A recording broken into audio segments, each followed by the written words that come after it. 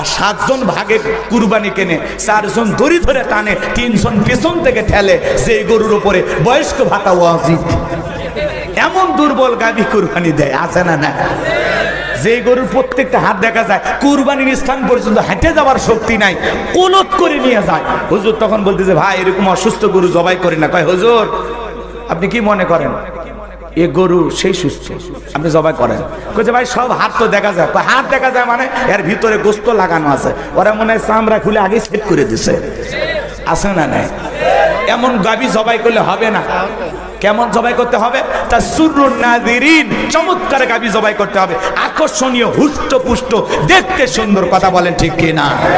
ভালো করে বোঝেন, ভালো করে একটু বোঝেন। 2 মিনিটে বলে দিয়ে যায়, কুরবানির ওয়াজ করা লাগবে না, আপনারা সবই বোঝেন, আপনারা অনেকেই বোঝেন। দেখবেন 5 লাখ টাকার গরু কিনে নিয়ে এসে ওই কালীহাতি বাজারে বাঁধে রাখে, আছে না নাই? আছে না নাই? মানুষজন জিজ্ঞাসা করে ভাই কা? কয় তালুকদারের। কয় কত? কয় 5 লাখ। কয় ঠকেন নাই, তালুকদার সাহেব জিতছেন। কথা কয় তালুকদার কয় আমি ঠকার মানুষ, পিছনে যে রান দেখা যায়, 1 রানে তো 4 মণ 5 মণ গোস্ত হবে। কথা কন। যে কুরবানির পশু কিনে নিয়ে এসে কোথায় কি পরিমাণে গোস্ত হবে হিসাব নিকাশ করে, এর কুরবানি দেওয়ার সাথে কষাই হওয়া ভালো ছিল না?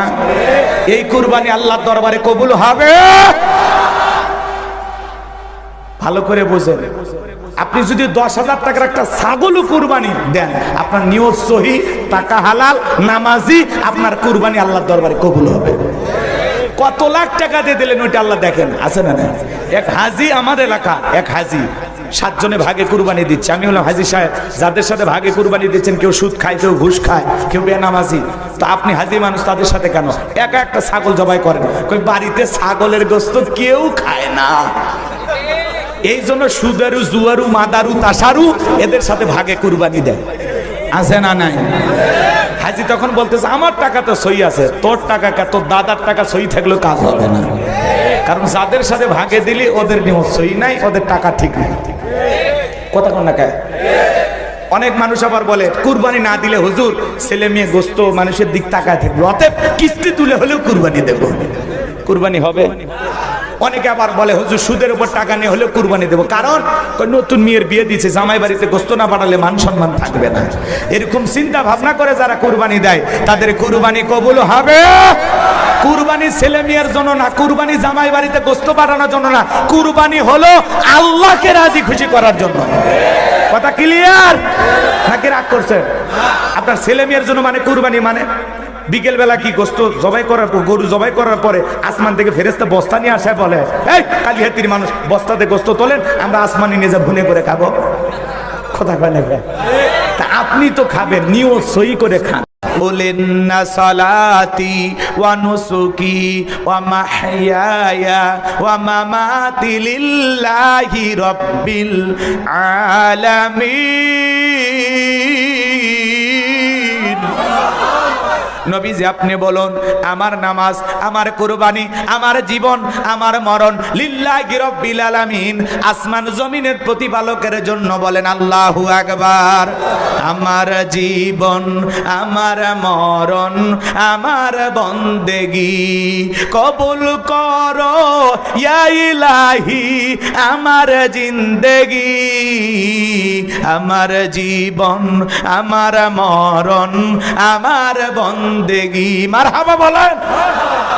তাহলে সালাত হবে কার জন্য? ফাসাল্লি লিরাব্বিকা, রবের উদ্দেশ্যে সালাত। সালাত হবে একমাত্র আল্লাহ তাআলাকে রাজি খুশি করার জন্য। কথা বোঝেন নাই?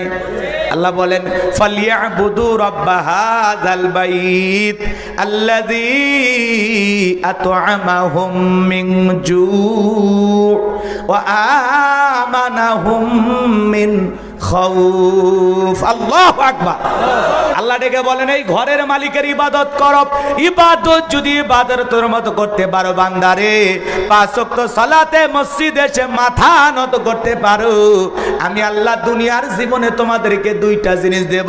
যে বান্দা এই ঘরের মালিকের ইবাদত করবে, বান্দারে ইবাদত যদি ইবাদতের মতো হয়, নামাজ যদি নামাজের মতো হয়, 5 ওয়াক্ত সালাতে আমার কুদরতি কদমে মাথা নত করে যদি সিজদা দিতে পারো, 1 নাম্বার যে বান্দা 5 ওয়াক্ত সালাতে আমি আল্লাহর কাছে মাথা নত করবে, ওই টাকার কাছে বিক্রি হয় কে কি বলে মাথায় ঠিক নাই। আছে আছে, রাগ করেন না। তাহলে আলেমেরা কখনো টাকার গোলাম হবে না, কথা বলে ঠিক কিনা? একজন দিনের দায়ীকে টাকা দিয়ে কেনা যাবে না, কথা বলে ঠিক কিনা? এই জন্য মুসলমানকে প্রতিবাদ করতে হবে, প্রতিবাদের ভাষা মুসলমানের মুখে থাকতে হবে। টাকার কাছে নিজেকে বিক্রি করা যাবে না। আল্লাহ আমাদের সঠিক বুঝ দান করুন, আরো জোরে বলেন আমিন। হযরতে বেলালের কথা মনে হয় ভুলে গেছেন, ভুলে যায় না, একটু মনোযোগ দিয়ে শোনেন। এ বাজান গো আমার, আবু জেহেল তখন ডেকে বলে, বেলাল রে, এত বড় লোভনীয় প্রস্তাব দিলাম, যেহেতু গ্রহণ করলাই না, সোজা আঙ্গুলে ঘিউ না উঠে আঙ্গুলে একটু বাঁকা করা লাগবে। এই কথা বলে যুবকদের লেলিয়ে দিল, বেলালকে চাবুক দিয়ে পিটাও। হযরতে বেলালকে চাবুক দিয়ে পিটাইতে পিটাইতে কালো চামড়াগুলো ফেটে রক্ত ঝরতে লাগলো। বাজান গো আমার, এরা যত জোরে চাবুক মারে, বেলাল তত জোরে আমার আল্লাহর জিকিরি করে। সুবহানাল্লাহ জোরে বলেন আমার ভাইরা। হযরতে বেলাল জিকির থামায় না, এরা যত জোরে চাবুক মারে, বেলাল তত জোরে আল্লাহর জিকির করে।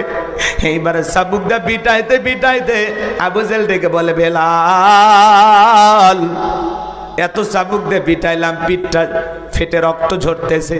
বেলাল রে, এরপরেও কি নবী মুহাম্মদ সাল্লাল্লাহু আলাইহি সাল্লামের কালেমা ছাড়বি না?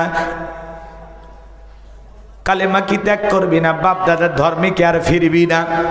হযরত বেলাল দিকে বলে, আবু জেহেল রে, মারতে মারতে যদি মেরেও ফেলে দাও, জীবনটা দিতে রাজি, ইমানের পথ থেকে ফিরে আসতে রাজি নাই। বলেন আল্লাহু আকবার।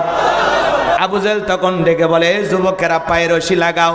হযরতে বেলালের পায়ে রশি লাগাইয়া মরুভূমির উত্তপ্ত বালিতে শেষরায় নিয়ে ঘোরা হলো। বাজান গো আমার, বাবলা গাছের কাঁটাগুলো পেরেকের মতো জিহ্বাতে মারা হলো। এরপরে হযরতে বেলাল জিকিরি বন্ধ করে না। এ বাজান গো আমার, বিকেল বেলা নিয়ে এসে বলে, বেলাল রে, চাবুক দিয়ে পিটাইলাম, পায়ে রশি লাগায় শেষরায় নিয়ে ঘুরলাম, এত নির্যাতন জুলুম করলাম রে বেলাল, এরপরেও কেউ নবী মুহাম্মদ সাল্লাল্লাহু আলাইহি সাল্লামের কালেমা ছাড়বি না? হযরতে বেলাল ডেকে বলে, আবু জেহেল রে, বেলালের নিঃশ্বাস থাকবে যতদিন, বেলাল কালেমার পথে টিকে থাকবে ততদিন। আল্লাহু আকবার।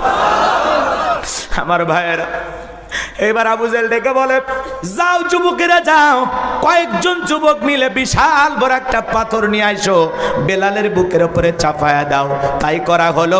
কয়েকজন যুবক বিশাল বড় একটা পাথর নিয়ে আইসা হযরতে বেলালের বুকের উপরে চাপায়া দিয়া, আবু জেহেল মনে করলো এই পাথরের চাপার আঘাতে বেলাল মারা যাবে।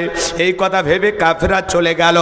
বাজার কো আমার, হযরতে বেলালের বুকের উপরে পাথর, এরপরেও জিহ্বা নাড়ায়া জিকিরি করে। কার জিকির বন্ধ নাই, চোখের কোনা দিয়ে পানি পড়তেছে, জিহ্বানার আল্লাহর জিকিরি করতেছে।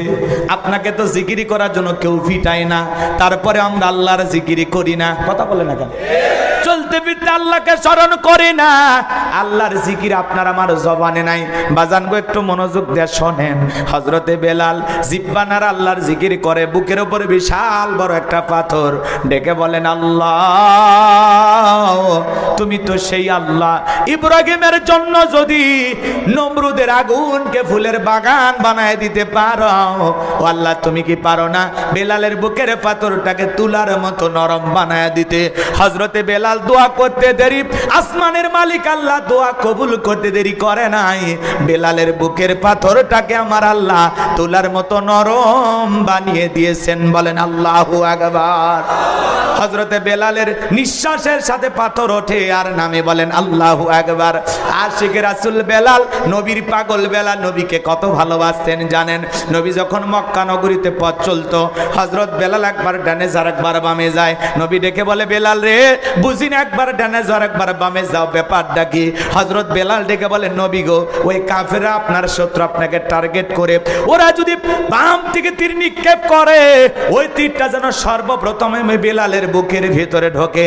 আমি বেলাল মারা গেলে ইসলামের ক্ষতি হবে না।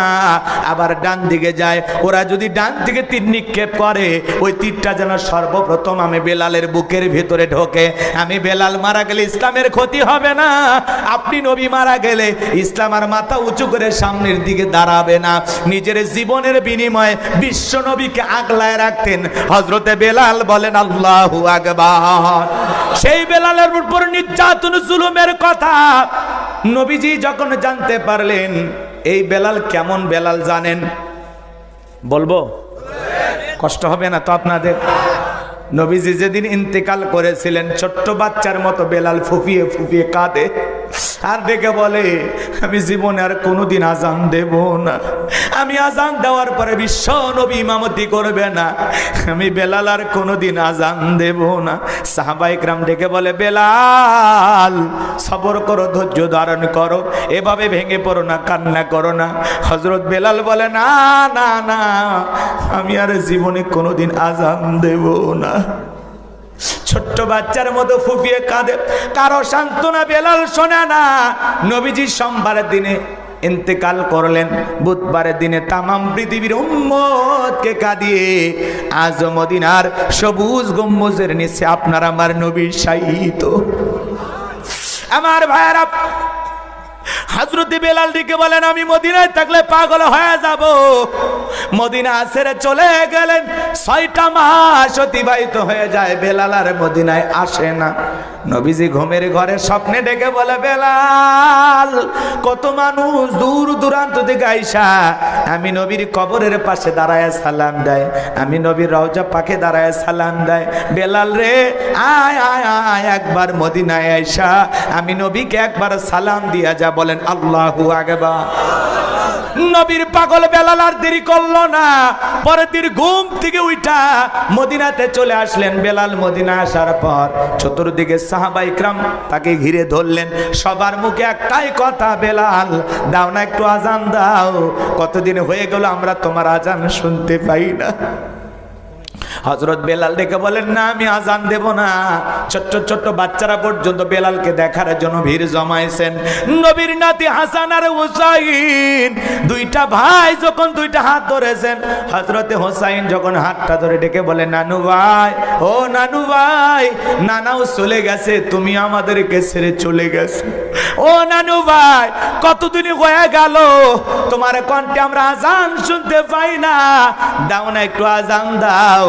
হযরতে হুসাইন বেলালের হাতটা ধরে যখন নানু ভাই বলে ডাক দেয়, হযরতে বেলাল তাকায় দেখেন হুসাইনের চেহারার উপরে বিশ্বনবীর চেহারা মোবারক ভেসে উঠেছে। মনে হয় মদিনার নবী ডাইকা বলে, বেলাল দেন একবার আজান দে, আমি নবীও তোর আজান শুনতে চাই। বলেন আল্লাহু আকবার। হুসাইন যখন হাতটা ধরে নানু ভাই বলে ডাক দেয়, বেলাল আর নিজেকে কন্ট্রোল করতে পারলো না। 6 মাস পরে মদিনাতে আইসা আবারও বেলাল আজান দিলেন। বলেন আল্লাহু আকবার। সেই বেলালের বুকের উপরে পাথর নির্যাতন জুলুমের খবর নবীজির কান পর্যন্ত যখন পৌঁছে গেল, নবী আবু বকরকে ডেকে বলে, আবু বকর, আমার বেলালের কষ্টের কথা আমার সহ্য হয় না, যাও যাও বেলালকে তুমি আজাদ করো, মুক্ত করো।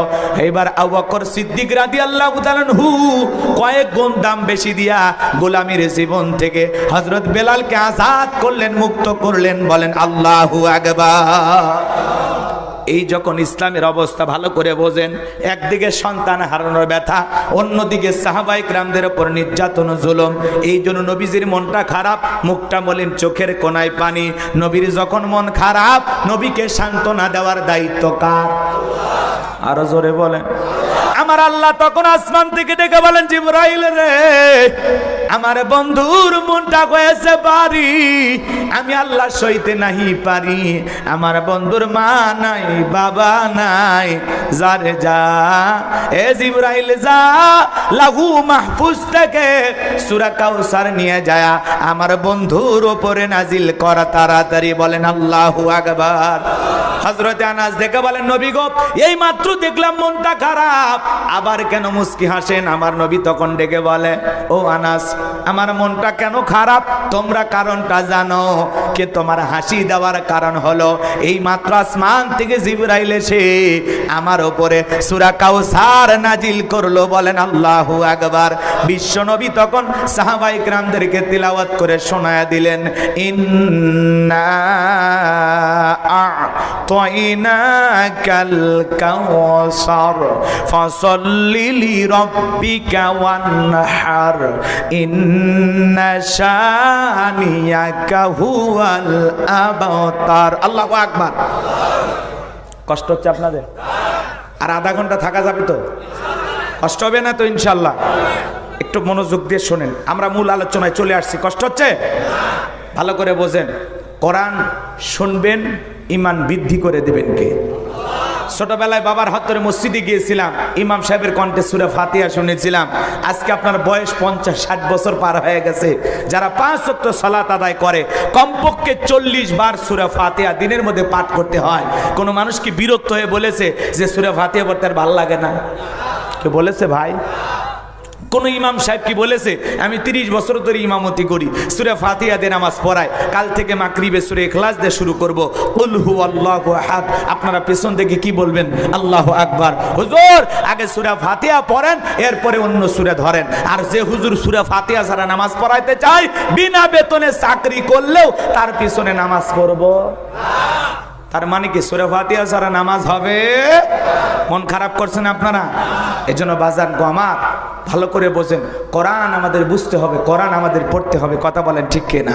কোরআন সহি শুদ্ধ তিলাওয়াত করার দরকার আছে না নাই? নামাজ ভঙ্গের কারণ আছে 19টি। তার 1 নাম্বার কারণ, নামাজের ভিতরে অশুদ্ধ তিলাওয়াত করলে। কিছু কিছু তিলাওয়াতকারী আছে, দেখেন না, আলহামদুলিল্লাহ রাব্বিল আলামিন আর রহমানির রহিম আছে আছে, আলাম তারা কাইফা ফাআলা। এভাবে তিলাওয়াত করলে আপনার নামাজ হবে না। কথা বলেন না কেন? তিলাওয়াতের দিক দিয়ে বিশ্ব চ্যাম্পিয়ন হলো মহিলারা, মা বোনেরা। এরা যদি তিলাওয়াত করে আলিফ লাম মিম যালিকাল কিতাবু লা রাইব করতে করতে শেষ। আছে না নাই? আছে না? আপনাদের এলাকার মা বোনেরা না? আউসিদ আলাইহি ওয়ারাত্তিলিল কুরআনা তারতিলা। কোরআনকে তারতিলের সহিত স্পষ্ট করে, ধীরে ধীরে, সুন্দর করে, সহি শুদ্ধভাবে তিলাওয়াত করতে হবে। এই হুকুম কার? যেমন তেমন ভাবে পড়লে হবে। কষ্ট হচ্ছে আপনাদের?